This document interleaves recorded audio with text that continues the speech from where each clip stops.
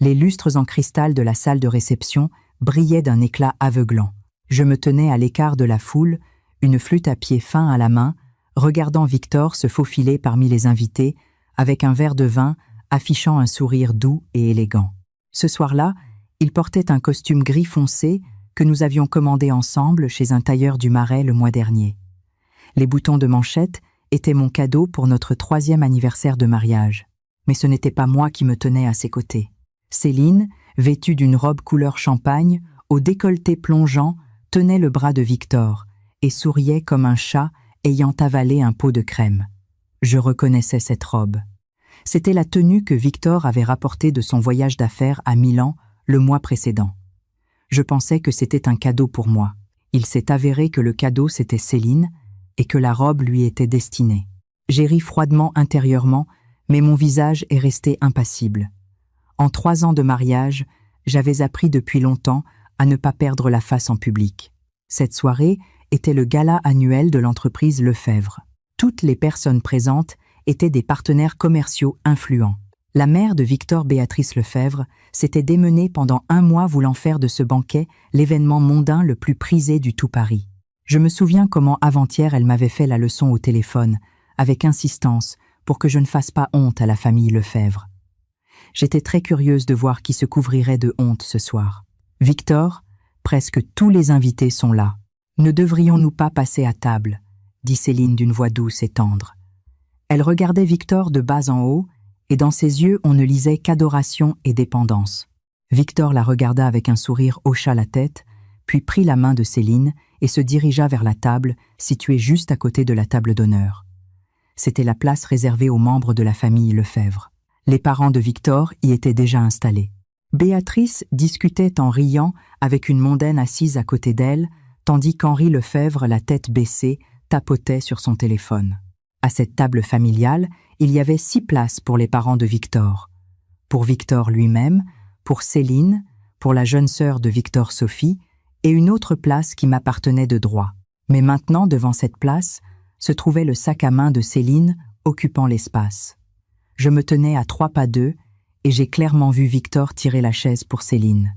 Elle dit avec un sourire « Merci Victor », et s'assit avec la conscience tranquille. Victor se laissa tomber sur la chaise à côté d'elle. Pendant tout ce temps, il ne jeta pas un seul regard dans ma direction. Mais Béatrice m'avait remarqué. Son regard glissa sur moi comme sur un bibelot sans valeur, après quoi elle se détourna et reprit sa conversation animée avec sa voisine. La flamme de la colère s'enflamma dans ma poitrine, mais je la réprimai de toutes mes forces. À ce moment, Céline tourna la tête et, comme si elle venait de me remarquer, couvrit sa bouche avec sa main et haleta. « Oh Amélie, pourquoi es-tu encore debout? Mon Dieu, n'y a-t-il pas assez de place ?» Les yeux de Céline s'arrondirent, l'expression de son visage était d'une innocence extrême. Elle se tourna vers Victor. « Victor, avons-nous oublié de préparer une place supplémentaire ?» Ce n'est qu'alors que Victor leva les yeux et me regarda. Dans ce regard perçait l'indifférence, le détachement et même une légère irritation.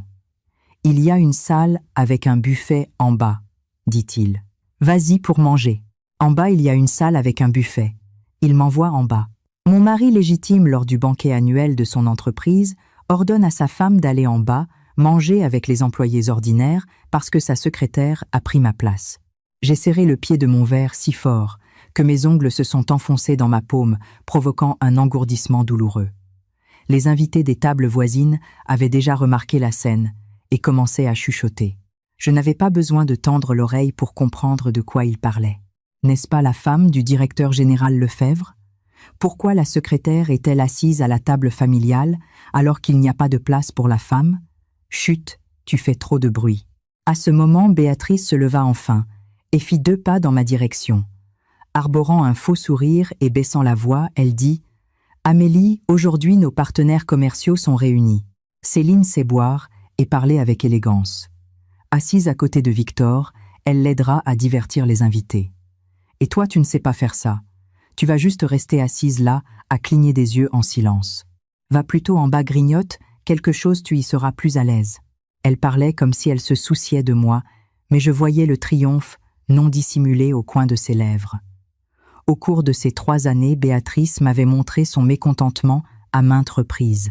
Dès le premier jour de mon mariage avec Victor, elle avait méprisé mes origines apparemment ordinaires, considéré ma dot comme pitoyable et pensé que je n'étais pas digne de son fils. Elle m'avait souvent dit en face que sans l'insistance de Victor, elle ne m'aurait jamais laissé franchir le seuil de la maison des Lefebvre. J'avais enduré cela pendant 3 ans. J'avais tout enduré. Mais ce soir, ils avaient décidé de ne pas me laisser une once de dignité. Céline continuait de faire semblant de me persuader. « Oh, Amélie, ne le prends pas mal. Je suis vraiment ici juste pour le travail. Regarde combien de clients importants je dois aider Victor à saluer ce soir. Si ça te blesse tant que ça, laisse-moi te céder la place. » En disant cela, elle commença à se lever de sa chaise, le faisant si lentement comme au ralenti, ses yeux rougissant comme si on l'avait mortellement offensée. Victor posa brusquement sa main sur la sienne, la forçant à s'asseoir. Sa voix était froide et dure. « Ta place est ici. » Puis il leva les yeux vers moi, et son ton résonna comme s'il réprimandait un subordonné incompétent. « Amélie, Amélie, c'est un événement important aujourd'hui. Sois raisonnable. Ne me mets pas dans l'embarras. Ne pas le mettre dans l'embarras. » J'ai soudain eu envie de rire. Au cours de ces 3 années, je m'étais levée à 6 heures du matin tous les jours pour lui préparer son petit déjeuner. Il avait l'estomac fragile. Alors, j'inventais différentes recettes, lui préparant des bouillons et des veloutés sains. Quand il rentrait ivre de ses réunions, je m'asseyais à son chevet jusqu'à 3 heures du matin, lui essuyant le visage et lui donnant de l'eau. Quand il a dit que l'entreprise avait des problèmes de trésorerie, je lui ai donné toutes mes économies, et j'ai même mis en gage le collier de perles que ma mère m'avait laissé. Sa mère me méprisait, et je l'avais enduré. Sa sœur me tyrannisait, et je l'avais enduré aussi. J'avais transformé l'héritière d'une famille fortunée en une femme au foyer soumise. Et tout ce que j'avais reçu en retour, c'était sa phrase « Ne me mets pas dans l'embarras ». Très bien, très bien. J'ai desserré ma main qui serrait le verre, et j'ai vu que mes doigts avaient légèrement blanchi à cause de la tension excessive. Je n'ai pas pleuré. Je n'ai pas fait de scène. Je ne l'ai même pas regardé une seconde fois. Je me suis simplement retournée. Mes talons ont claqué sèchement sur le sol en marbre. Tout le monde a pensé que je m'éloignais la queue entre les jambes descendant vers les tables du buffet. Derrière mon dos, Céline a ri doucement. Le rire n'était ni trop fort, ni trop faible, juste assez pour que je l'entende distinctement. Mais je ne suis pas descendue. Je me suis dirigée tout droit vers la table d'honneur, tout au fond de la salle de réception. Autour de cette table n'étaient assises que les plus grandes figures du monde des affaires parisiens, dont les entreprises étaient des dizaines de fois plus grandes que celles des Lefebvre. Et à la place d'honneur au centre de la table était assis un homme d'une 50aine d'années. Il avait un regard impérieux et une aura inébranlable. Il était entouré d'une foule de gens qui proposaient des toasts avec obséquiosité, mais il buvait lentement son thé, ignorant leurs discours flatteurs. Sous les regards fixes de toutes les personnes présentes, je me suis approchée de la table d'honneur. J'ai tiré la chaise libre à côté de lui et je m'y suis assise avec grâce. Le bruit dans la salle s'est instantanément estompé de moitié. Béatrice réagit la première. Son visage devint instantanément vert. Elle s'approcha de moi d'un pas rapide et siffla entre ses dents. « Amélie, tu es folle. C'est la place du président du conseil d'administration du groupe Laurent. Lève-toi immédiatement. » Céline s'approcha aussi, feignant l'effroi tirant Victor par la manche et chuchotant. Victor Amélie a complètement perdu la raison de colère. C'est la place de Jean-Claude Laurent lui-même, comment ose-t-elle? Victor, le visage sombre, s'approcha de moi, tendant la main pour m'attraper par le coude. « Amélie, lève-toi tout de suite. » Sa main n'avait pas encore eu le temps de me toucher que je tournais la tête et regardais l'homme imposant à côté de moi. J'ai courbé les lèvres en un sourire doux et obéissant. « Papa, je suis de retour. » Ce mot « papa » résonna clair et limpide comme une pierre jetée dans une eau stagnante. Un silence de mort s'abattit instantanément sur la salle. La main de Victor resta figée en l'air. Il se figea sur place comme frappé par la foudre. La bouche de Béatrice resta ouverte. Les rides de son visage se pétrifièrent et ses yeux sortirent de leurs orbites. Le sourire de Céline se figea et sa main qui tenait le bras de Victor se desserra involontairement. Jean-Claude Laurent posa sa tasse, tourna la tête et me regarda. Toute son autorité et sa froideur destinée aux étrangers disparurent instantanément. Elles furent remplacées par un amour paternel infini et une douleur pour moi. Il leva la main, caressa mes cheveux, et dans sa voix pleine de rire, résonna tout de même un léger enrouement. Cette petite sotte a enfin décidé de rentrer à la maison. Mes yeux rougirent instantanément, mais je me suis retenue. Je n'ai pas pleuré. J'ai tourné la tête. J'ai regardé la foule derrière moi, leur visage exprimant toute une gamme d'émotions, et j'ai souri calmement et avec dignité. Permettez-moi de vous présenter. J'ai pris le bras de Jean-Claude, et ma voix a résonné juste assez pour que tout le monde autour entende. Voici mon père, le président du groupe Laurent, Jean-Claude Laurent. Après avoir dit cela, j'ai levé les yeux vers Victor. Son visage était blanc comme une feuille de papier. Je lui ai fait un léger sourire. Ce sourire était si doux que ses jambes se sont dérobées. « Chérie, tu as toujours voulu rencontrer le président Laurent. Maintenant vous vous connaissez. C'est mon papa. » Il faisait si calme dans la salle qu'on pouvait entendre le tintement des verres qui s'entrechoquaient. La main de Victor était toujours suspendue en l'air. Son geste par lequel il s'apprêtait à m'attraper s'était figé dans une pose ridicule. Ses lèvres tremblèrent comme s'il voulait dire quelque chose, mais il ne put émettre aucun son. Moi, tenant le bras de mon père, je souriais avec élégance et majesté. « Qu'y a-t-il, chérie ? Tu as toujours voulu collaborer avec le groupe Laurent. » J'ai incliné la tête. Mon ton était léger, comme si je parlais du beau temps. « Mon papa est là. Pourquoi ne profiterais-tu pas de l'occasion pour porter un toast avec lui ?» La pomme d'Adam de Victor tressauta nerveusement. Le visage de Béatrice, derrière lui, passa du vert à une pâleur cadavérique. Elle regardait tour à tour moi et Jean-Claude. Ses lèvres tremblaient, et dans ses yeux, qui me regardaient d'habitude avec critique et mépris, apparut pour la première fois de la terreur. « Ce n'est pas possible », murmura Béatrice d'une voix faible comme le bourdonnement d'un moustique. « Elle est juste. Elle est juste. Juste qui ?»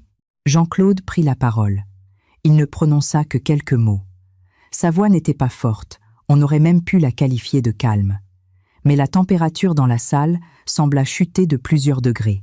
Tous les invités qui chuchotaient se turent instantanément. Même les serveurs avec leurs plateaux se figèrent. Jean-Claude ne se leva pas.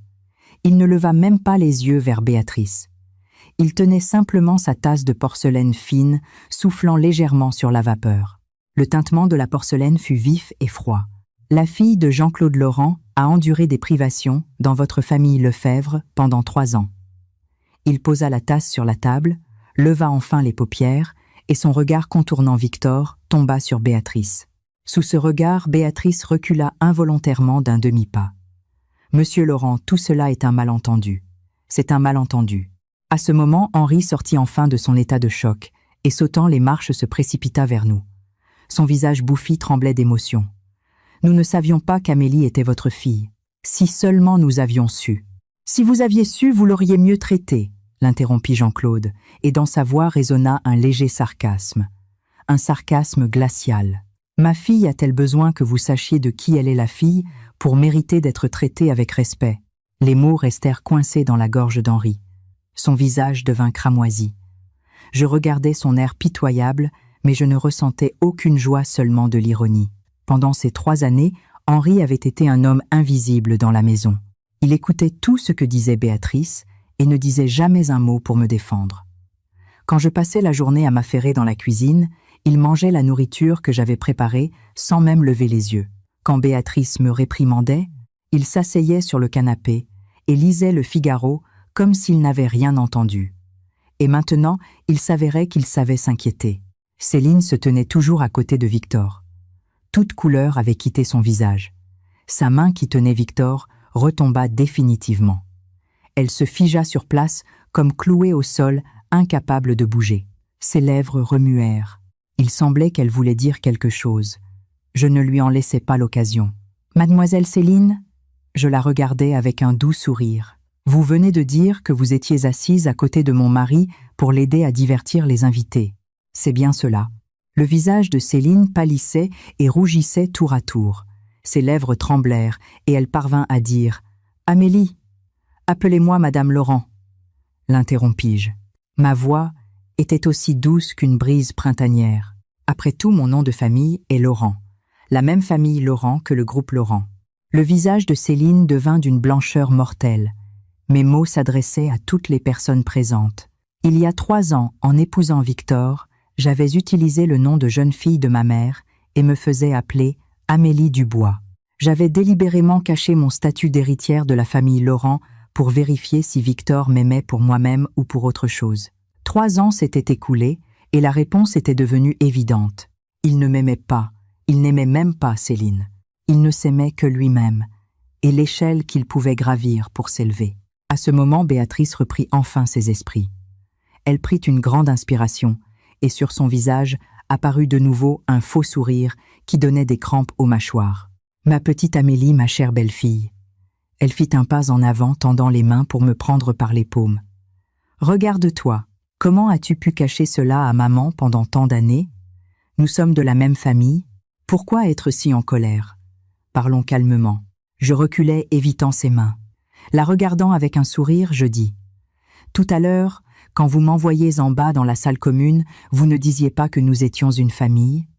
Les mains de Béatrice se figèrent en l'air. Son sourire se fissura. Maman ne savait pas. Ne savait pas quoi? J'inclinai la tête. Ne savait pas qui j'étais, ou ne savait pas qu'une femme devait être assise à côté de son mari. Béatrice n'avait rien à répondre. À ce moment, Victor, qui avait gardé le silence, prit enfin la parole. « Amélie. » Il fit un pas en avant. Sa voix était rauque et basse, et dans ses yeux se lisait une expression incroyablement complexe que je n'avais jamais vue auparavant. « Pouvons-nous parler en privé ?» Je le regardais, cet homme avec qui j'avais partagé mon lit pendant 3 ans, et pour la première fois, il me sembla si étranger. Ses sourcils étaient froncés au fond de ses yeux, se lisait la panique, mais surtout de l'incrédulité. Il ne pouvait pas croire que la femme qui lui avait été soumise en tout pendant 3 ans s'avérait être l'héritière du groupe Laurent. Il ne pouvait pas croire que ce soutien financier qu'il cherchait si désespérément avait dormi avec lui dans le même lit tout ce temps. Comme c'était drôle. « Parler de quoi ?» demandai-je avec un sourire. « Parler !» Victor serra les dents. « Parler de nous !»« De nous !» répétai-je avec un rire sarcastique. « Tu veux parler du fait que tu as assis ta secrétaire à la table d'honneur et que tu m'as envoyé en bas manger des amuse-bouches. » Le visage de Victor changea. « Amélie, j'ai agi de manière irréfléchie. Je te demande pardon, mais Céline, c'est vrai, c'est juste. C'est juste ta secrétaire qui t'aide à divertir les invités, ou c'est juste celle par qui tu voulais me remplacer, dis-je en reculant d'un pas, revenant vers Jean-Claude.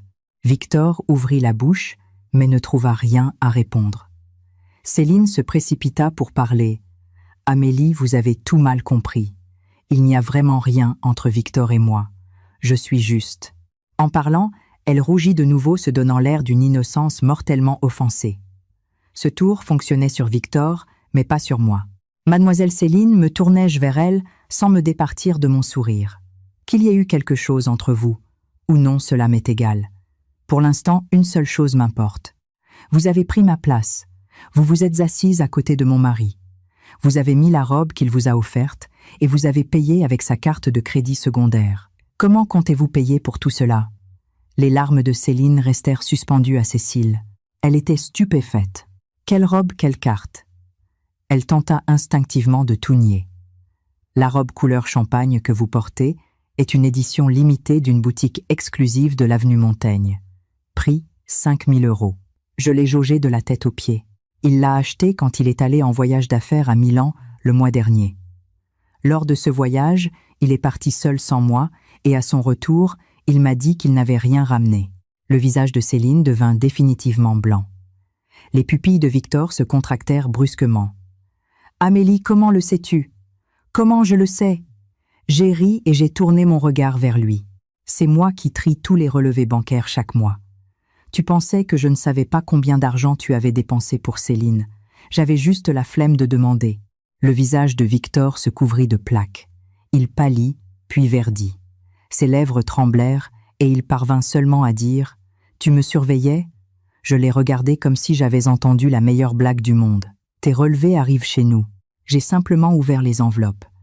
Tu as le courage de dépenser l'argent, mais tu as peur de l'avouer. » Les chuchotements des invités devenaient de plus en plus forts.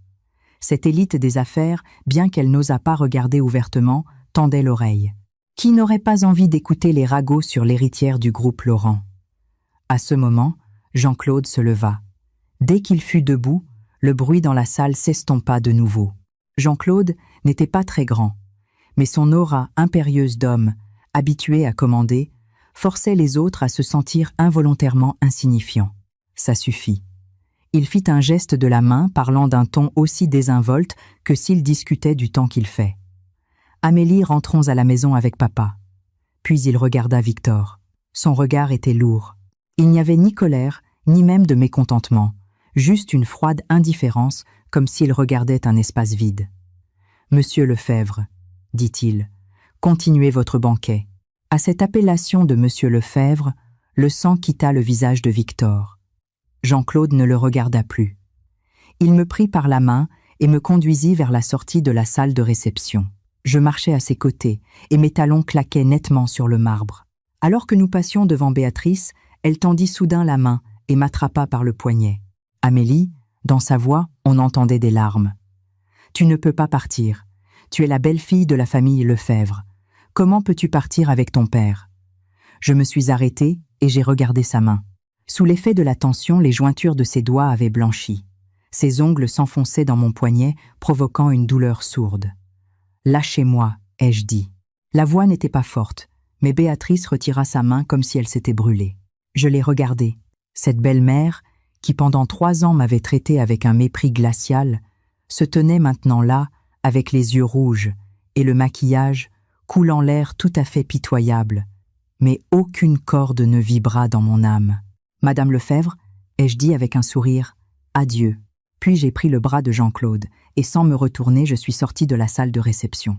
Derrière moi résonna la voix pleurante de Béatrice. « Que va-t-on faire maintenant? Que va-t-on faire ?» Et le cri indigné d'Henri. « C'est tout de ta faute. Si tu n'avais pas tourmenté notre belle-fille, tous les jours en serions-nous arrivés là? Ah, je suis coupable de ça. Ton propre fils a assis sa secrétaire à côté de lui comme un trésor. Voilà le résultat. Papa, maman, arrêtez de vous disputer. » Résonna enfin la voix rauque et fatiguée de Victor. Les portes se refermèrent lentement derrière moi, coupant tous ces sons, les laissant dans un autre monde. Dans le couloir, le silence était inhabituel. L'épaisse moquette absorbait le bruit de nos pas. Je marchais au bras de mon père, et soudain j'ai senti des picotements dans mon nez, et mes yeux m'ont brûlé de chaleur. J'ai appuyé ma tête contre son épaule, et j'ai cligné des yeux fortement pour retenir mes larmes. « Papa », l'ai-je appelé doucement. « J'ai envie de la blanquette de veau que prépare maman. » Les pas de Jean-Claude ralentirent une seconde.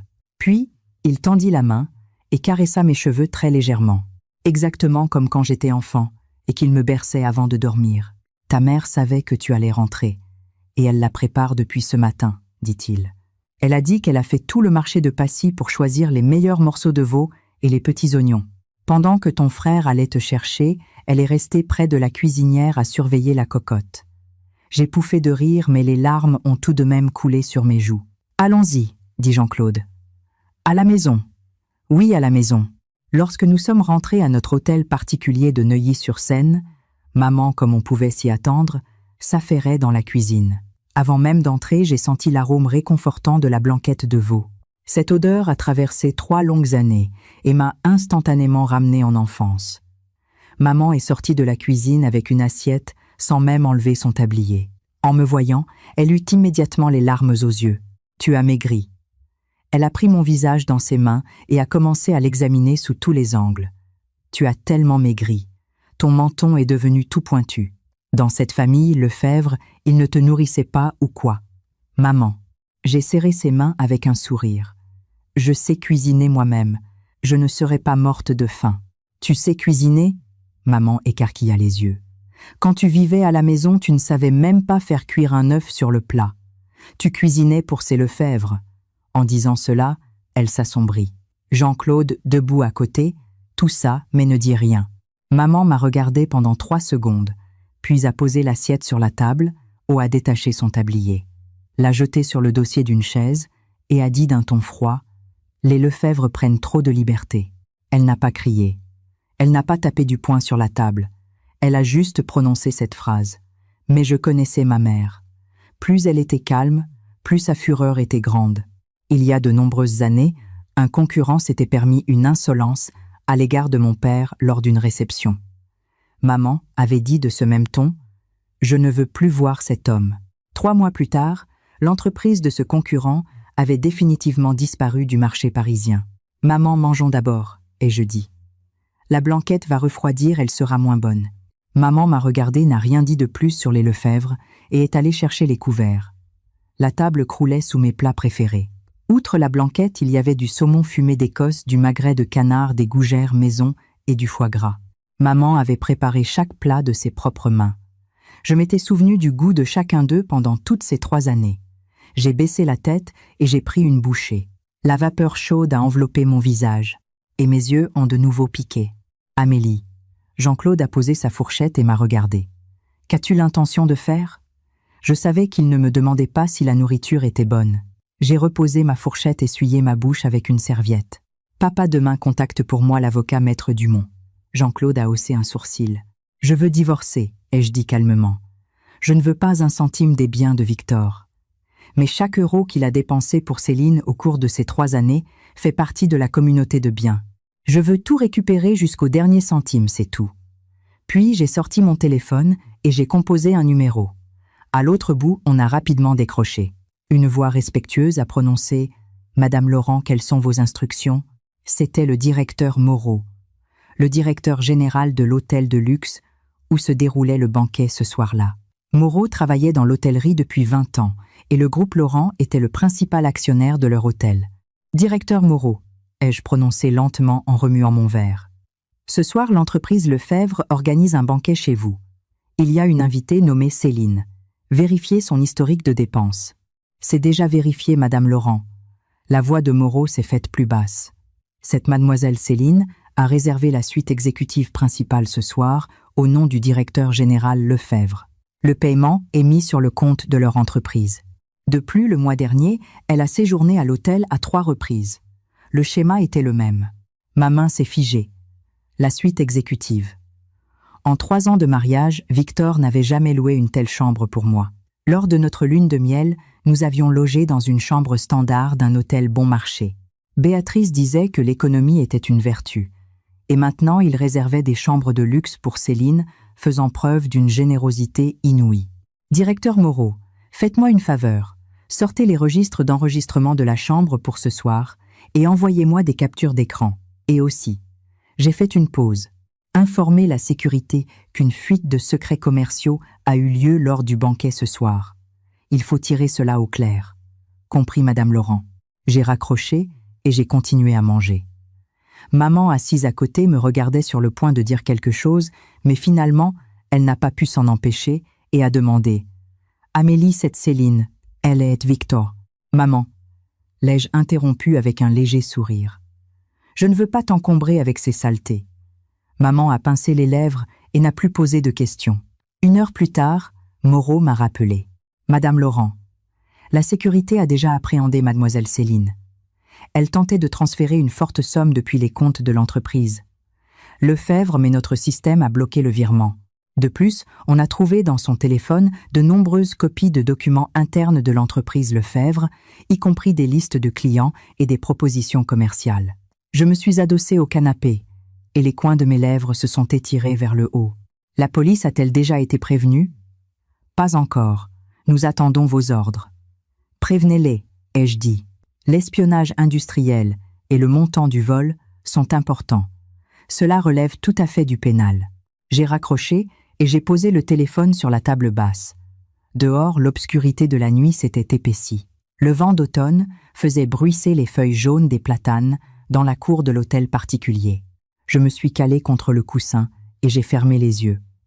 Le visage de Victor a soudain surgi dans mon esprit. Je me demandais quelle expression il avait en ce moment, en état de choc, en colère, ou s'il avait enfin réalisé qu'il avait croisé le chemin de ceux avec qui il ne fallait pas jouer. Cela ne m'intéressait pas. Le lendemain matin, mon téléphone n'arrêtait pas de sonner. D'abord Victor, plus d'une dizaine d'appels manqués.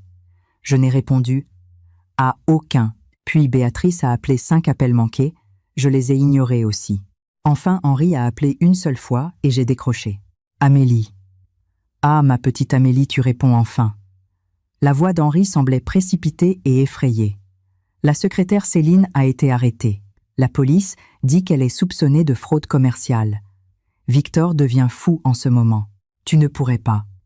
Oncle Henri, l'ai-je interrompu calmement. Comment m'as-tu appelé? Un silence s'est installé au bout du fil. Ah, Amélie. Amélie, avant tu ne m'appelais pas Monsieur Lefebvre, ai-je demandé avec sarcasme. Pourquoi avez-vous changé de veste si vite aujourd'hui? J'ai entendu la respiration lourde d'Henri dans le combiné.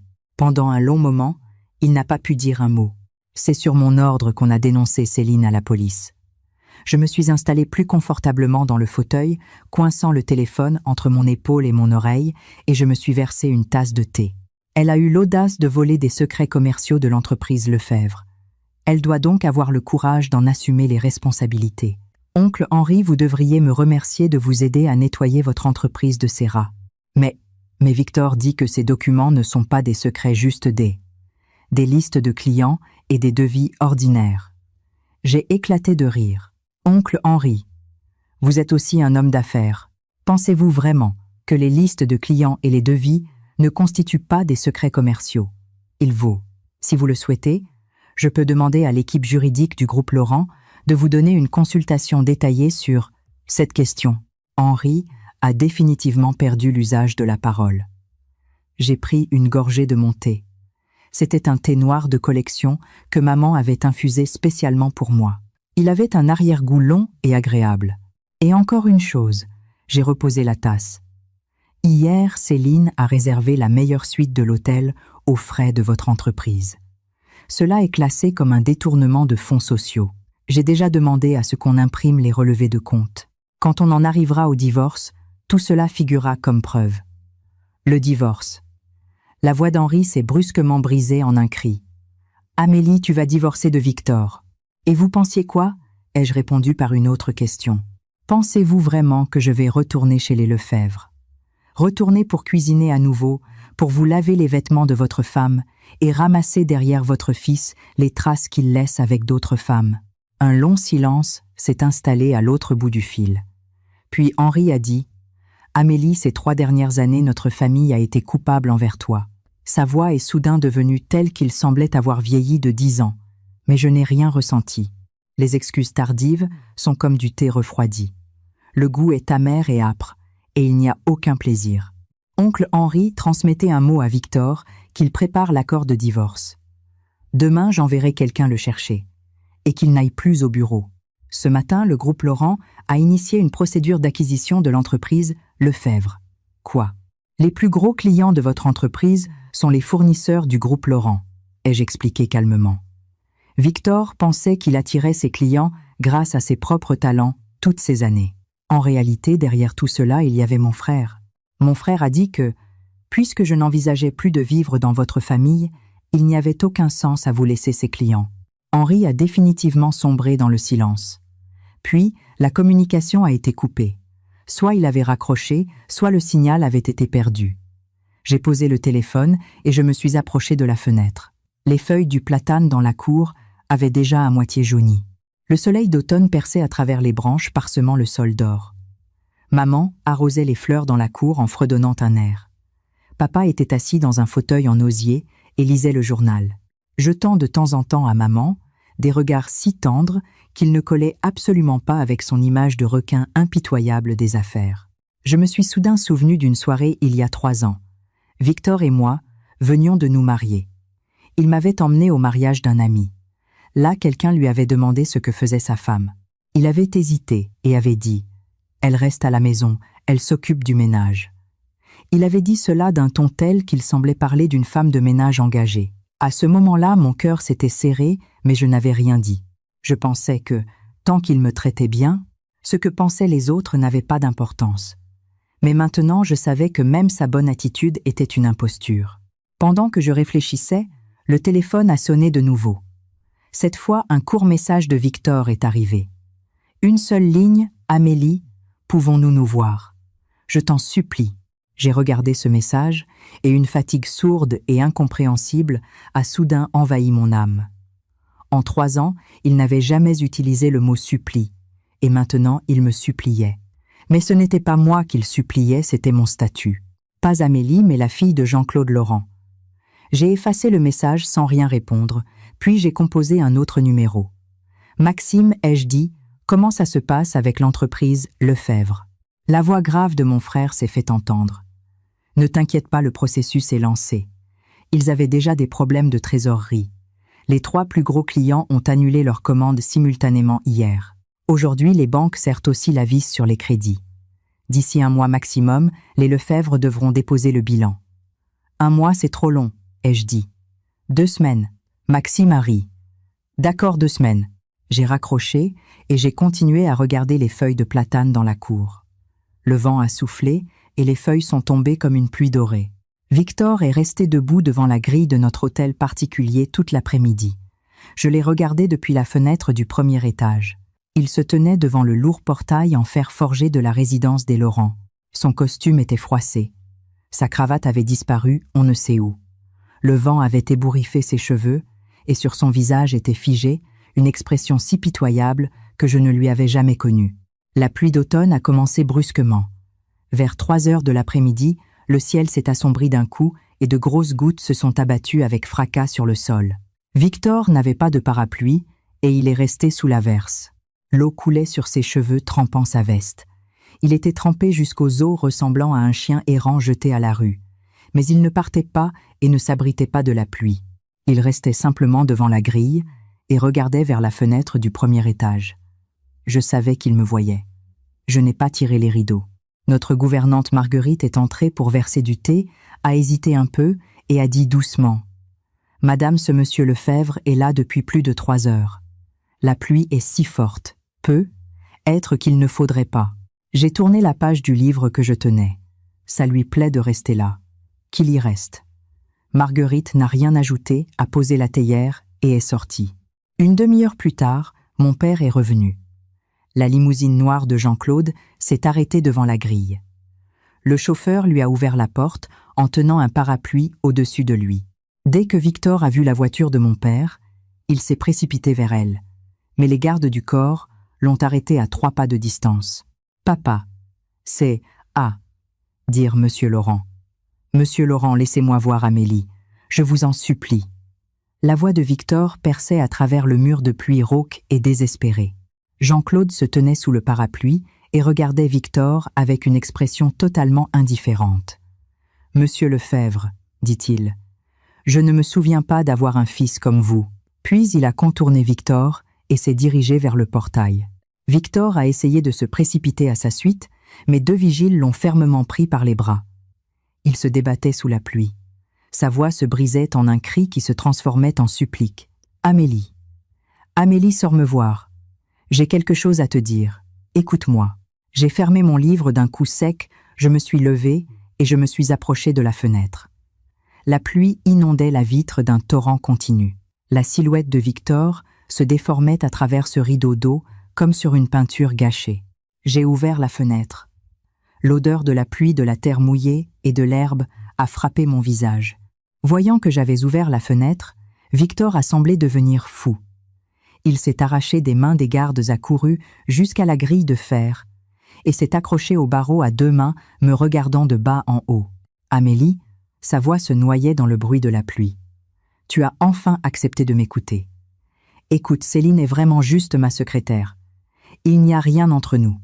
Cette robe, elle l'a achetée elle-même, et elle a facturé l'entreprise de sa propre initiative. Je ne savais vraiment rien. Je me suis accoudé au rebord de la fenêtre, et je l'ai regardé de haut. « Tu as tout dit ?» ai-je demandé. Victor fut déconcerté. « Victor » ai-je prononcé lentement. « Ce costume que tu portes, nous l'avons commandé ensemble chez le tailleur. 4 500 €. Les boutons de manchette sont mon cadeau pour nos 3 ans de mariage. Une création exclusive de la place Vendôme. 2 500 €. Les chaussures à tes pieds, je les ai achetées avec l'argent du collier de perles mis en gage, celui que ma mère m'avait laissé. 3 500 €. Victor a baissé la tête à regarder ses vêtements. Ses lèvres ont tremblé. « Tu te tiens devant ma porte dans des vêtements que je t'ai achetés avec des boutons de manchette que je t'ai offerts, et tu viens me raconter que tu n'as rien avec d'autres femmes. » J'ai ri d'un rire sarcastique. « Tu y crois toi-même. » Des torrents d'eau coulaient sur le visage de Victor, que ce soit de la pluie ou autre chose. Ses yeux avaient rougi. « Amélie, j'ai eu tort. Sa voix est soudain devenue faible comme si toutes ses forces l'avaient quittée. Je suis vraiment coupable. Je n'aurais pas dû t'envoyer dans la salle des employés ordinaires. Je n'aurais pas dû asseoir Céline à côté de moi. Je n'aurais pas dû. Je n'aurais pas dû si mal te traiter pendant ces 3 années. Donne-moi une chance, une seule. Je vais changer. Je vais tout réparer. Réparer. J'ai penché la tête sur le côté. Qu'est-ce que tu vas réparer? Je vais chasser Céline. Je vais la licencier tout de suite. Il serra les dents. Je vais forcer ma mère à s'excuser auprès de toi. Je vais la forcer à racheter ses fautes. Amélie, recommençons à 0 d'accord. Faisons comme si de rien n'était. Je l'ai regardé et j'ai soudain ressenti une incroyable fatigue. Victor, tu penses que je divorce à cause de Céline? Il est resté abasourdi. Ce n'est pas le cas. J'ai secoué la tête. Céline n'est qu'une allumette. Sans Céline, il y aurait eu une Sylvie, une Chloé, une Julie. Le problème n'est pas en elle. Le problème est en toi et en moi. Il y avait de la confusion dans la voix de Victor. Qu'est-ce qui ne va pas chez moi, Amélie? Même si je t'ai laissé subir des offenses, je ne t'ai jamais trahi. Je ne t'ai pas trompé. Bien sûr que tu ne m'as pas trompé, j'ai souri avec mépris. Tu baissais simplement la tête dans ton assiette et tu te taisais quand ta mère m'humiliait. Tu faisais simplement l'aveugle quand ta sœur me tyrannisait. Tu as simplement choisi le silence dans toutes les situations où tu aurais dû prendre mon parti. Les lèvres de Victor ont bougé, mais il n'a pas pu prononcer un mot. Au cours de ces 3 années, j'ai enduré tout ce qu'il était possible d'endurer et tout ce qui ne l'était pas. Ma voix sonnait calmement comme si je racontais l'histoire de quelqu'un d'autre. Tu sais pourquoi? Pourquoi? Parce que je pensais que tu en valais la peine, ai-je dit. Je pensais que les miettes de bonne attitude de ta part valaient toutes mes humiliations.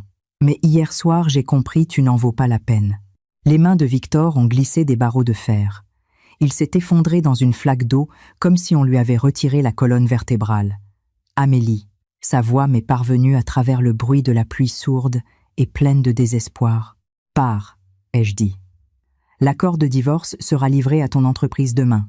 J'ai fermé la fenêtre et tiré les rideaux me coupant de la pluie et de Victor. Derrière moi, des pas ont résonné.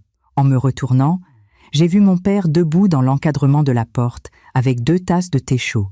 « Vous avez parlé » a-t-il demandé. « Nous avons parlé. » Jean-Claude s'est approché, m'a tendu une tasse et s'est assis sur le canapé avec la seconde. « Il est toujours à genoux là-bas » a dit mon père après avoir bu une gorgée de thé. « Si cette pluie dure jusqu'au matin, il attrapera une pneumonie. Même s'il meurt de froid, ce ne sont pas mes affaires. » Je me suis assise en face de lui, réchauffant mes mains contre la tasse. Jean-Claude m'a regardé avec un regard plein de sentiments paternels complexes. « Quand ton lapin est mort, quand tu étais petite, tu as pleuré toute la journée, » a-t-il dit. « Maintenant, il y a un homme adulte à genoux dans la rue et ça ne te fait ni chaud ni froid. »« Les lapins ne brisent pas les cœurs, » ai-je répondu. « Les humains si. » « Oui. » Mon père est resté silencieux un moment puis a hoché la tête. « Bien, » a-t-il dit. « Tu as grandi. » La pluie dehors tombait de plus en plus fort en bourrinant contre la vitre. La silhouette de Victor s'était complètement dissoute dans le mur d'eau. On ne voyait que les contours flous d'un homme à genoux. Je buvais mon thé les yeux baissés et je n'ai plus jeté un seul regard par la fenêtre. À 9h du soir, la pluie s'est arrêtée. Marguerite est venue me dire que Victor était toujours à genoux. Il était trempé jusqu'aux os. Ses lèvres avaient bleui et il tremblait de tout son corps. « Qu'il reste, » ai-je dit. À 11h du soir, Béatrice est arrivée. Sa voiture s'est arrêtée devant le portail. En sortant, elle a failli tomber en marchant avec son talon dans une flaque. Sans prêter attention à la boue qui salissait sa robe, elle s'est précipitée vers Victor, essayant de le relever en pleurant. « Mon fils, ne reste pas à genoux. Rentrons à la maison. Qu'a-t-elle de si spécial, cette Amélie? Tu parles d'un papa riche. La famille Lefebvre n'a pas besoin de ça. » Victor a arraché sa main. Sa voix était si rauque qu'on pouvait à peine distinguer les mots. « Maman, va-t'en. Je ne partirai pas. Pourquoi tu restes là? » Bon, elle s'est mise en colère. « Et alors? Pourquoi rester à genoux toute la journée? Je vais aller lui parler. » Sur ces mots, Béatrice s'est précipitée vers la grille de fer, mais la sécurité l'a arrêtée. Elle a commencé à frapper sur la grille et à crier « Amélie, Amélie Dubois, Laurent sort d'ici. » Tu obliges mon fils à rester à genoux sous la pluie. Tu as une conscience. Tu es sa femme. Le servir est ton devoir. De quoi as-tu à te plaindre? Une fenêtre s'est ouverte avec fracas au premier étage. Ce n'était pas la mienne. C'était la fenêtre de la chambre de maman. Maman se tenait là avec une bassine d'eau et sans même regarder en bas, elle en a jeté le contenu. Avec un grand bruit d'éclaboussure, l'eau a douché Béatrice de la tête aux pieds. Crie encore un seul mot. Maman a posé la bassine sur le rebord de la fenêtre et la prochaine bassine ne sera pas remplie d'eau propre. Béatrice est restée pétrifiée, figée sur place. L'eau goûtait de ses cheveux et de ses vêtements. Elle a ouvert la bouche pour dire quelque chose, mais en croisant le regard de ma mère, elle n'a pas osé émettre le moindre son. Ma mère, dans sa jeunesse, avait été la meilleure étudiante de la faculté d'économie d'Assas. En épousant mon père, elle était restée dans l'ombre, mais cela ne signifiait pas qu'on pouvait plaisanter avec elle. Plusieurs des pires ennemis du groupe Laurent avaient été détruits précisément grâce aux stratégies que maman élaborait en coulisses. Les frasques de Béatrice représentaient pour elle moins que le remuement d'une fourmi. La pluie était finie, l'eau était versée, maman a essuyé ses mains. Ton fils veut rester à genoux. Qu'il y reste. Tu veux lui tenir compagnie. Je t'en prie. Mais je te préviens, le trottoir devant notre propriété appartient aussi aux Laurent. Si vous restez jusqu'à demain matin, j'ordonnerai à notre société de gestion de vous facturer la location de l'espace. Le visage de Béatrice passait du pâle au rouge. Ses lèvres ont tremblé longuement, mais finalement, elle n'a rien dit. Elle a tiré Victor par le bras pour essayer de le relever, mais il n'a pas bougé. Maman a-t-il dit dans un murmure à peine audible. « Va-t'en, rentre à la maison. » Il a baissé la tête. « Je t'en supplie. » Les yeux de Béatrice ont rougi. Elle a regardé son fils à genoux dans la flaque d'eau et l'expression de son visage est passée de la colère à la douleur puis au désespoir. Elle a lâché sa main et est retournée en chancelant jusqu'à sa voiture. Le moteur a démarré et les feux arrière rouges se sont fondus dans l'obscurité de la nuit. Victor est resté seul devant le portail. La lumière de la lune tombait sur lui, projetant une très très longue ombre. J'ai tiré les rideaux et je suis allée dans la salle de bain. Je me suis mise sous une douche très chaude, la pièce s'est remplie de vapeur. J'ai fermé les yeux. Et dans mes pensées a involontairement surgi cet été, là, il y a 3 ans. Je venais de terminer l'université et j'avais trouvé un poste d'hôtesse d'accueil dans l'entreprise Lefebvre. Victor était le directeur général adjoint. Chaque jour, en passant devant le comptoir, il me disait bonjour. Parfois, il m'apportait du thé.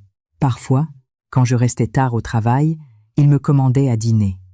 Il m'a fait la cour pendant 3 mois, disant que j'étais la meilleure fille qu'il ait jamais rencontrée. Le jour de notre mariage, il avait promis qu'il me traiterait bien toute sa vie.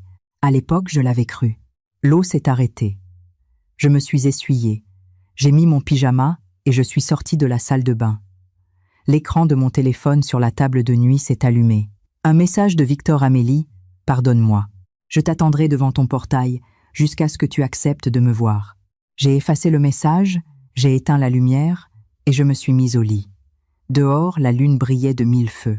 Un rayon de lumière a percé à travers l'interstice des rideaux et a tracé une ligne d'argent sur le sol. J'ai fermé les yeux et je me suis endormie très vite, sans rêver. Le lendemain matin, Victor était toujours à genoux. Ses lèvres étaient gercées, son visage était d'une pâleur effrayante. Ses cheveux étaient emmêlés. Son costume s'était transformé en une serpillière mâchouillée. La rosée automnale avait imprégné ses vêtements. Il tremblait de tout son corps, ses lèvres étaient devenues bleu violacé.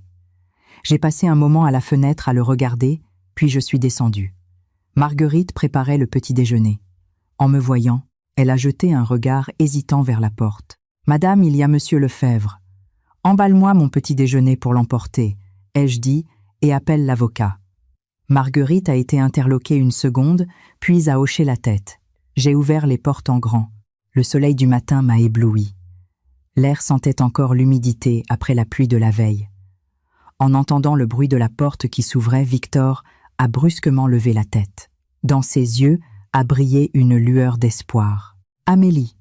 Sa voix ressemblait au crissement du papier de verre. Les mots étaient presque indiscernables. Je me suis approchée de la grille de fer et je l'ai regardée à travers les barreaux. La nuit passait dans le vent froid et l'humidité l'avait transformé en quelque chose de pitoyable et d'épuisé. Il était à genoux comme un chien abandonné par le monde entier. « Entre, ai-je dit. Prends un petit déjeuner et ensuite nous signerons les papiers. » Les yeux de Victor ont rougi instantanément. Il a essayé de se lever, mais ses jambes restées à genoux toute la nuit étaient engourdies depuis longtemps. Il a essayé 2 fois de se lever et est tombé 2 fois. Finalement, 2 gardes l'ont pris par les bras et l'ont littéralement traîné dans le salon. Il s'est assis sur le canapé. L'eau gouttait de lui, laissant une tache humide sur le cuir coûteux. J'ai posé devant lui un dossier contenant des documents. « L'accord de divorce, ai-je dit. Signe et nous serons quittes. » Victor n'a même pas jeté un coup d'œil au papier.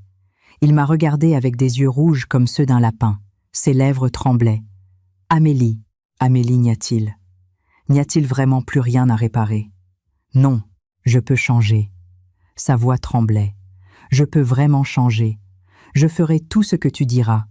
Je forcerai ma mère à s'excuser.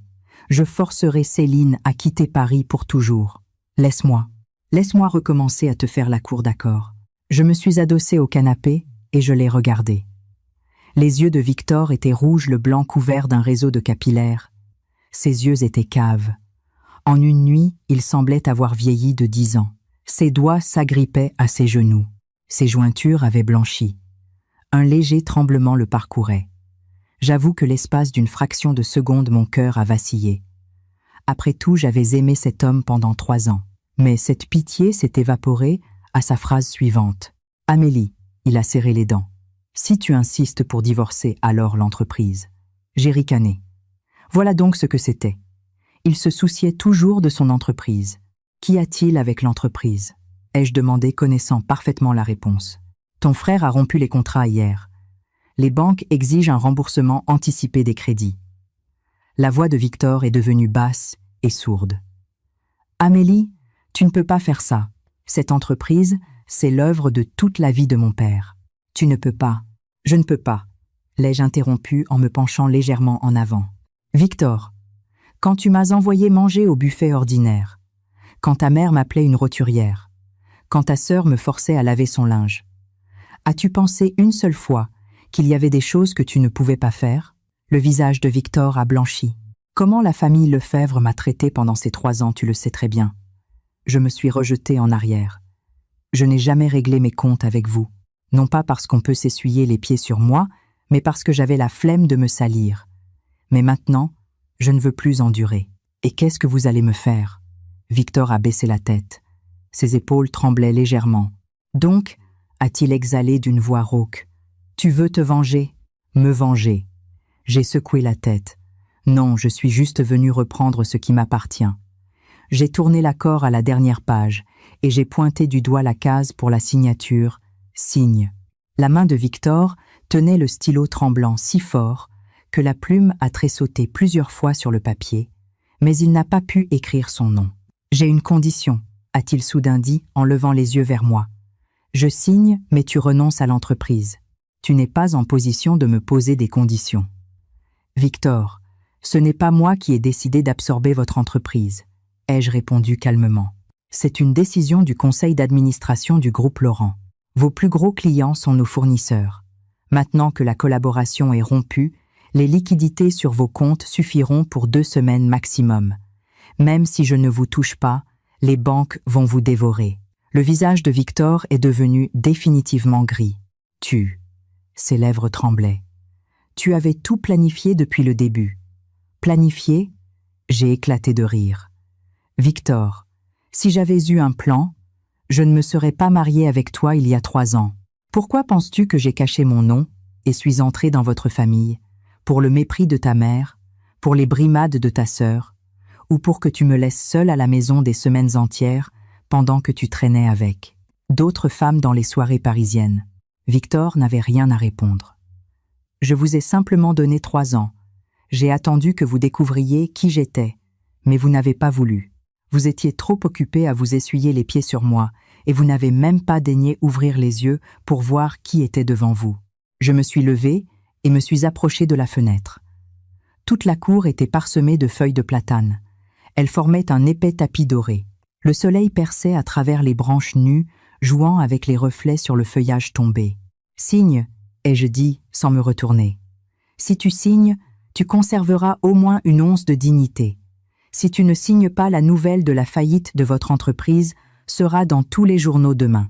À toi de choisir. » Un long silence s'est installé derrière mon dos. Puis j'ai entendu le bruit du stylo glissant sur le papier. Un bruit doux comme le vent d'automne froissant le feuillage. C'est signé. La voix de Victor était vide comme un puits asséché. Je me suis retournée, je me suis approchée, j'ai pris les documents et j'ai jeté un coup d'œil à la signature.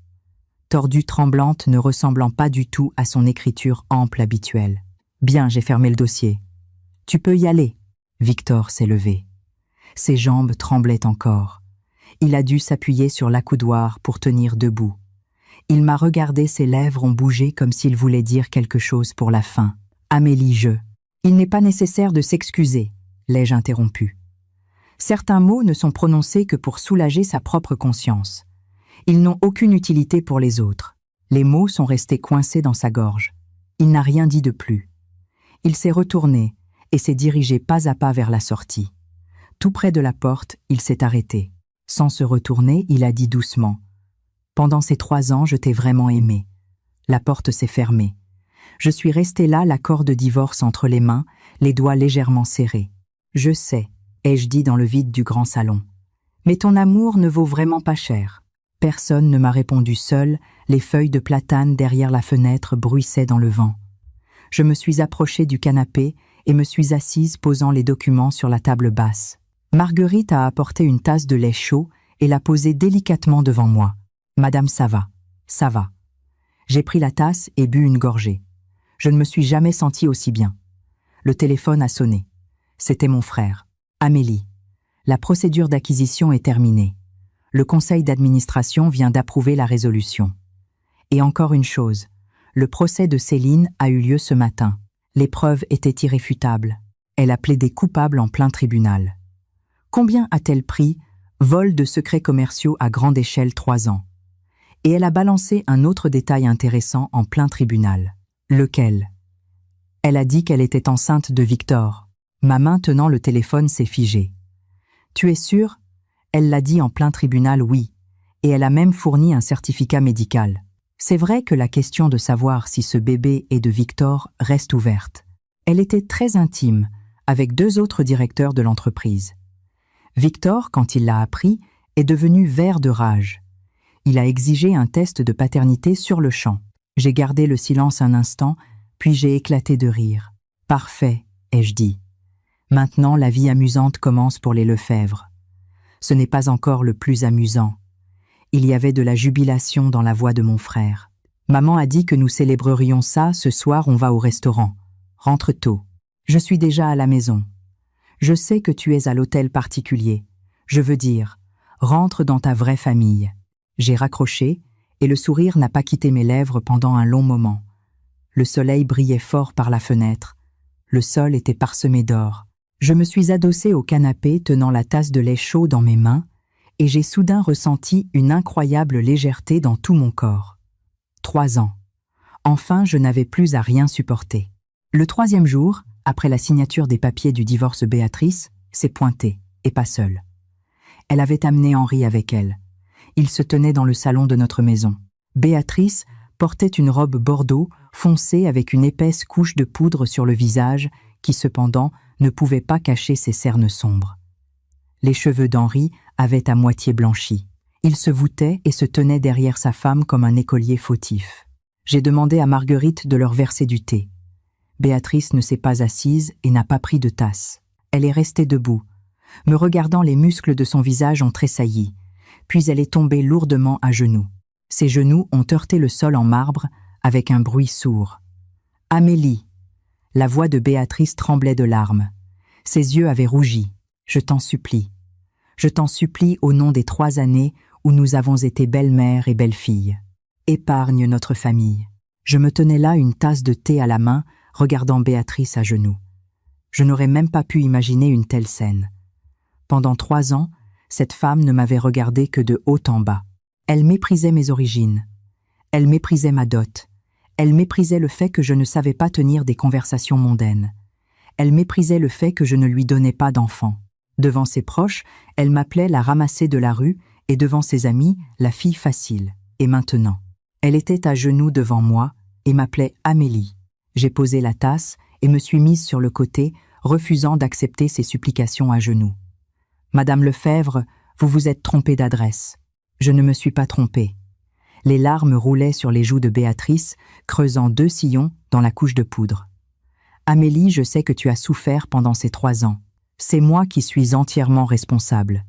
C'est moi qui étais aveugle. C'est moi qui jugeais les gens par leur portefeuille. Si tu veux me frapper, frappe-moi. Si tu veux m'insulter, insulte-moi. Je supporterai tout. Je t'en supplie, montre de la miséricorde, lâche notre entreprise. C'est l'œuvre de toute la vie d'Henri. » Henri a aussi rougi, s'est voûté davantage et a ajouté d'une voix rauque « Amélie, oncle Henri, se mettra aussi à genoux devant toi, d'accord ?» Sur ces mots, il a également essayé de se baisser vers le sol. Ça suffit. Ma voix n'était pas forte, mais les genoux d'Henri se sont figés en l'air sans toucher le sol. Je ne suis plus la belle-fille de la famille Lefebvre. Vous agenouiller devant moi ne fait qu'abîmer mon karma. Je me suis appuyée contre l'accoudoir du canapé et j'ai dit calmement « L'acquisition de votre entreprise n'est pas mon initiative. C'est un processus commercial normal. Vos supplications ne mèneront à rien. Elles y mèneront, elles y mèneront. » Béatrice, toujours à genoux, a rampé un peu plus près. « Le président Laurent, ton père. Si tu lui demandes de faire preuve de miséricorde, on peut sauver l'entreprise. Amélie donne n'importe quelle condition. Nous sommes d'accord sur tout. Je vendrai la maison de campagne. Je mettrai en gage mes bijoux. Ne disiez-vous pas que j'étais une roturière qui cherchait à s'infiltrer dans la haute société ?» l'ai-je interrompu avec un léger sourire. Et maintenant, cette roturière doit sauver la famille Lefebvre. Le visage de Béatrice s'est empourpré comme si on l'avait giflé, devenant cramoisi. Ses lèvres tremblaient, mais elle ne pouvait pas dire un mot. Henri, à côté d'elle, a soupiré lourdement. Sa voix résonnait comme s'il avait vieilli de 20 ans. « Amélie, ta belle-mère, elle a la langue trop bien pendue. C'est vrai, mais elle était quand même ta belle-mère. Tu as vécu avec nous pendant 3 ans. Tu as mangé notre pain. Tu as vécu sous notre toit. Nous ne t'avons pas privé, n'est-ce pas? Pas privé. » Je me suis tournée vers lui. « Oncle Henri, je vivais dans la chambre d'amis, pas dans la chambre principale. Je mangeais la nourriture que je préparais moi-même, et je la préparais pour toute votre famille. Quand votre femme m'insultait, avez-vous dit un seul mot pour me défendre? Quand votre fille se moquait de moi, avez-vous eu honte une seule fois? » Le visage d'Henri a pâli, ses lèvres ont tremblé. Il cesse tout. « La plus grande miséricorde de votre part a consisté à ne pas me mettre à la porte. Je me suis redressée regardant de haut Béatrice à genoux. Mais cela ne s'appelle pas de la bonté. Cela signifie que vous n'aviez pas encore tiré tout le profit possible de moi. » Les larmes de Béatrice ont coulé de plus belle. Elle s'est soudain agrippée à mes jambes. « Amélie, maman t'en supplie. Maman se prosterne devant toi. » Elle a vraiment essayé de se frapper le front contre le sol et un bruit sourd a résonné sur le marbre. J'ai froncé les sourcils, j'ai reculé pour libérer mes jambes de ses mains. « Madame Lefebvre, même si vous vous fracassez la tête en sang, cela n'aidera pas. L'acquisition de votre entreprise, ce sont des affaires. Ça n'a rien à voir avec moi, personnellement. Au lieu de perdre du temps ici, allez plutôt réfléchir à la manière de payer les indemnités de licenciement de vos employés pour conserver au moins une once de dignité lors de la faillite. » Béatrice s'est effondrée sur le sol comme si on lui avait enlevé tous ses os. Ses épaules tremblaient convulsivement. À ce moment, du bruit s'est fait entendre à l'extérieur. « Lâchez-moi, laissez-moi passer. Je suis enceinte de l'enfant de Victor. Je veux voir les Lefebvre. » Cette voix était perçante, aiguë et pleine de folie hystérique. C'était Céline. J'ai haussé un sourcil et j'ai échangé un regard avec Marguerite. Celle-ci a hoché la tête, s'est approchée et a ouvert la porte. Céline a fait irruption dans la maison comme un ouragan. Elle portait une robe de maternité froissée. Ses cheveux étaient en bataille, son maquillage étalé sur tout le visage. Son ventre s'était déjà légèrement arrondi. Manifestement, elle était enceinte de quelques mois. Béatrice, en voyant Céline, a bondi du sol comme si elle avait été frappée par la foudre. « Espèce de garce, comment oses-tu te pointer ici ?» Céline a ri froidement. D'une main, elle soutenait le bas de son dos, et de l'autre, elle pointait son ventre. « Et pourquoi je n'oserais pas? Dans mon ventre, il y a l'héritier de la famille Lefebvre. Si vous ne me donnez pas de garantie, je vais accoucher de cet enfant et l'élever seul. Et ensuite, tout Paris saura que le petit-fils aîné des Lefebvre est un enfant illégitime. Le visage de Béatrice est devenu blanc comme du papier. Elle s'est mise à trembler, s'est tournée vers Henri. « Tu entends ce que ton petit-fils a fait. » Le visage d'Henri est également devenu blanc. Il regardait le ventre de Céline avec un mélange de choc et de dégoût. Et Céline a ri. Elle riait d'un air suffisant. Bombant le ventre, elle s'est approchée du canapé si elle laissait tomber et a croisé les jambes. « Madame Lefebvre, ne vous précipitez pas pour me gronder. Je vous apporte quand même la descendance de votre famille. Ne rêviez-vous pas d'un petit-fils? Le voilà. Vous devriez vous réjouir. » Béatrice tremblait de rage. Elle a pointé le doigt vers Céline, a tremblé longuement, avant de pouvoir dire « As-tu seulement une conscience ?» Céline a souri, froidement et durement. « Dans ma situation actuelle, qu'est-ce que j'en ai à foutre de la conscience? Victor m'a mise en cloque et maintenant il veut s'en laver les mains. Ça ne marchera pas. Soit il m'épouse, soit il me verse 500 000 € de dédommagement. Sinon j'accouche de ce gamin et je vous le jette devant votre porte. Tu n'étais pas en prison. »« Comment es-tu sortie ?» a demandé Béatrice d'une voix stridente. « Contrôle judiciaire », a répondu Céline en haussant les épaules avec insouciance. « Les femmes enceintes sont protégées par la loi. Quoi déçu ?» Les yeux de Béatrice lui sortaient de la tête. « Reste à voir de qui est cet enfant sale traîné. Qui sait avec qui tu as couché? Nous ferons un test de paternité. J'accoucherai et on le fera. » L'a interrompu Céline avec un sourire confiant. « Et s'il est prouvé que c'est l'enfant de Victor, vous devrez m'accepter dans la famille avec tous les honneurs. » Béatrice s'est étouffée avec ces mots. Son visage est devenu pourpre comme du foie de porc. Je me tenais à l'écart et regardais cette scène comme une pièce de théâtre absurde. Cette Céline s'avérait bien plus intéressante que je ne le pensais. Sachant que les Lefebvre étaient maintenant au bord de la ruine, elle s'accrochait tout de même à eux de toutes ses forces. Soit elle était d'une stupidité sans borne, soit elle avait vraiment un as dans sa manche. Quoi qu'il en soit, cela ne me regardait plus. J'ai repris ma tasse et j'ai bu lentement une gorgée de thé. Céline s'est soudain tournée vers moi. Sur son visage se lisaient des émotions complexes. « Amélie, tu es intelligente », a-t-elle dit. « Tu t'es retirée à temps. Mademoiselle Céline, nous ne sommes pas des amis intimes. » J'ai posé la tasse et j'ai souri poliment. « Vous êtes venue ici chercher les Lefebvre. Les Lefebvre sont devant vous. Réglez vos problèmes entre vous. »« Tu n'es pas en colère ?» Céline a penché la tête. « Je t'ai volé ton mari. Je suis tombée enceinte de lui.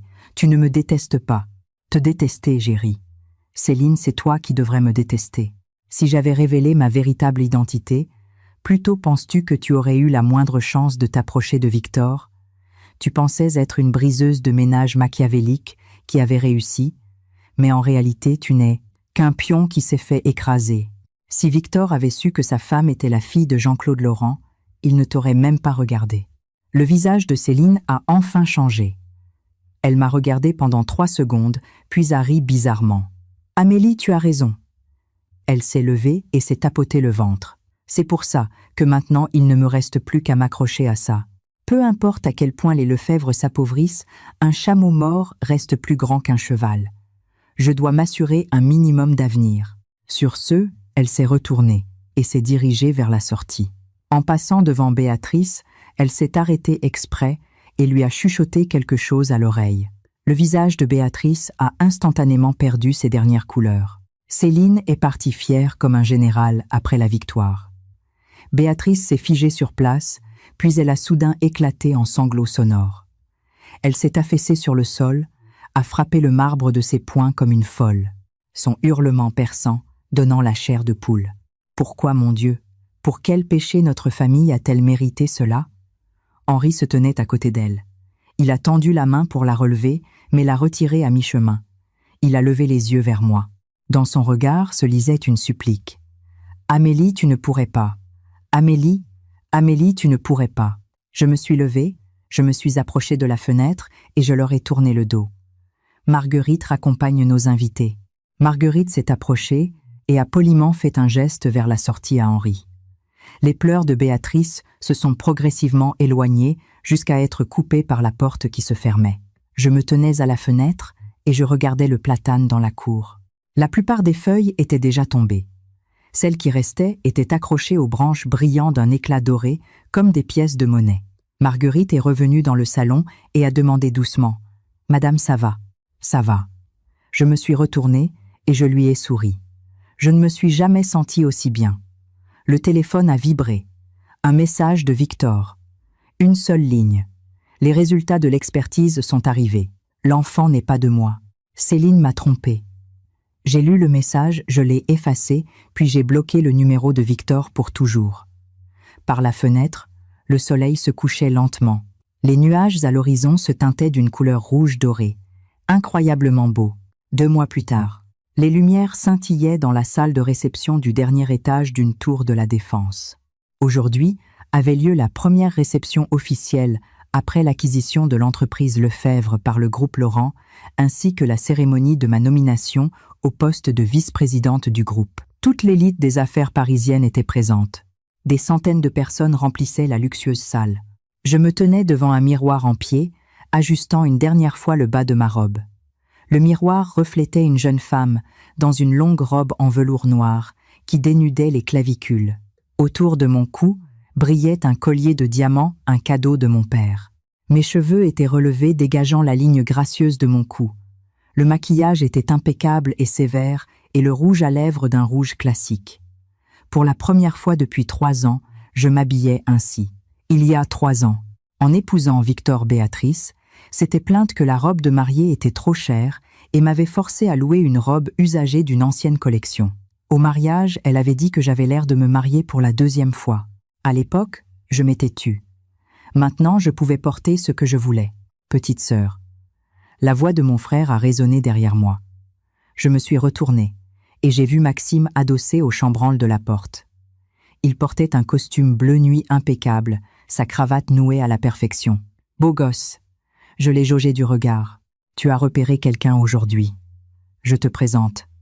Arrête. Maxime a levé les yeux au ciel. Papa m'a envoyé vérifier si tu étais prête. Tout le monde est déjà rassemblé. On y va. J'ai pris le bras de mon frère et nous sommes entrés dans la salle de réception. Le bruit dans la salle s'est tu pendant quelques secondes. Au moment où nous sommes entrés, tous les regards se sont tournés vers moi. On y lisait de la surprise, de la curiosité, de l'obséquiosité et du calcul. Cela m'était égal. Jean-Claude se tenait sur l'estrade principale. En me voyant, il m'a fait signe de la main. Je me suis approchée et je me suis placée à côté de lui. « Mesdames et messieurs » a commencé Jean-Claude. Sa voix n'était pas forte, mais un silence absolu régnait dans la salle. Je remercie tous ceux qui sont venus ce soir pour la réception de gala du groupe Laurent. Aujourd'hui, je souhaite annoncer 2 choses. Il a fait une pause, balayant la salle du regard. Premièrement, le groupe Laurent a achevé l'acquisition et la restructuration de l'entreprise Lefebvre. À partir d'aujourd'hui, l'ancienne entreprise Lefebvre est rebaptisée Laurentech SAS. Le poste de président du conseil d'administration sera occupé par mon fils Maxime Laurent. La salle a explosé d'applaudissements. Deuxièmement, Jean-Claude s'est tourné vers moi et son regard était plein de fierté. Ma fille Amélie Laurent prend officiellement ses fonctions de vice-présidente du groupe Laurent à compter d'aujourd'hui et supervisera les activités de Laurentech et les marchés internationaux. Les applaudissements ont résonné encore plus fort. J'ai salué la salle avec un sourire. Mon regard a glissé sur la foule et c'est là que je l'ai vu Victor. Il se tenait dans le coin le plus éloigné de la salle. Il portait un costume usé visiblement mal coupé. Sa cravate pendait à son cou. Il avait beaucoup maigri. Ses pommettes étaient saillantes. On voyait une barbe naissante grisonnante sur son menton. Il semblait avoir rétréci. Dans sa main, il tenait une coupe de champagne et me regardait fixement. Dans son regard se mêlaient le choc, le repentir, la douleur et une autre nostalgie inexprimable. J'ai détourné le regard, ne lui accordant pas une seconde d'attention supplémentaire. Après les annonces officielles, le cocktail a commencé. Une coupe de champagne à la main, j'ai discuté avec les invités. Mon frère me chuchotait sans cesse à l'oreille qui était, qui et à quoi il fallait faire attention en travaillant avec tel ou tel client. Je trinquais avec chacun en souriant, prononçant les bonnes phrases de circonstance comme une mondaine née. Amélie a résonné une voix derrière moi. Je ne me suis pas retournée, mais je savais qui c'était. Victor s'est approché de moi. Il mesurait une demi-tête de plus que moi, mais en ce moment il se voûtait tellement qu'il paraissait plus petit. « Monsieur Lefebvre ». Je me suis retournée et j'ai souri poliment. « Ça fait longtemps ». La pomme d'Adam de Victor a tressauté. Il a ouvert la bouche, s'apprêtant à dire quelque chose, mais n'a finalement pu dire que « Tu es très belle ce soir ». « Merci ». Je suis passée devant lui, me dirigeant vers l'invité suivant. Il est resté planté là. Sa main, tenant la coupe de champagne, tremblait légèrement. Une demi-heure plus tard, je suis allée aux toilettes pour retoucher mon maquillage. En sortant dans le couloir, j'ai vu Victor adossé au mur. Apparemment, il m'attendait. « Amélie, accorde-moi 5 minutes. » Sa voix était rauque et dans son regard se lisait une supplique presque désespérée. La lumière vive du couloir ne laissait aucune ride de fatigue sur son visage passé inaperçu. « Si tu as quelque chose à dire, dis-le ici. » Je me suis arrêtée. Et je me suis adossée au mur d'en face maintenant, une distance de 3 mètres entre nous. Victor a regardé cette distance et la lumière dans ses yeux s'est éteinte. Il s'est léché les lèvres desséchées. L'enfant de Céline n'est pas de moi. Je sais que l'entreprise a fait faillite. Mon père a vendu notre maison pour payer les dettes. Ma mère travaille maintenant comme aide-soignante. Sa voix devenait de plus en plus faible. Ma sœur a abandonné l'université et est partie dans le sud pour travailler. Moi, je loue une chambre de bonne en banlieue pour 600 € par mois. Il n'y a même pas de fenêtre. Il semblait me faire un rapport. Ou bien parler tout seul. Jusqu'à aujourd'hui, je pensais avoir touché le fond. Mais quand je t'ai vu là, à la place de vice-présidente du groupe Laurent, j'ai compris ce qu'était le vrai fond. Amenant. Je le regardais en silence. Amélie. Il a soudain levé la tête. Ses yeux avaient rougi. La plus grande stupidité de ma vie, c'est de t'avoir perdu. Le couloir était si calme qu'on entendait le tintement des verres de la salle de réception. Je regardais Victor, ses yeux rougis et ses lèvres tremblantes. Et je me suis soudain souvenu d'une soirée il y a 3 ans. Il s'était enivré. À une fête d'entreprise, était rentré à la maison complètement ivre. Je l'avais allongé sur le canapé et lui avais apporté un verre d'eau avec du miel. Il avait bu une gorgée, m'avait soudain attrapé la main et avait dit « Amélie, quand je serai riche, je t'achèterai tout ce qu'il y a de meilleur au monde. » À ce moment-là, j'avais eu tellement chaud au cœur. Je pensais que pour ça, cela valait la peine de supporter n'importe quelle offense. Et maintenant, je comprends, le meilleur dont il parlait n'a jamais été ce que je voulais. « Victor », ai-je commencé d'une voix calme, « tu ne m'as pas perdu.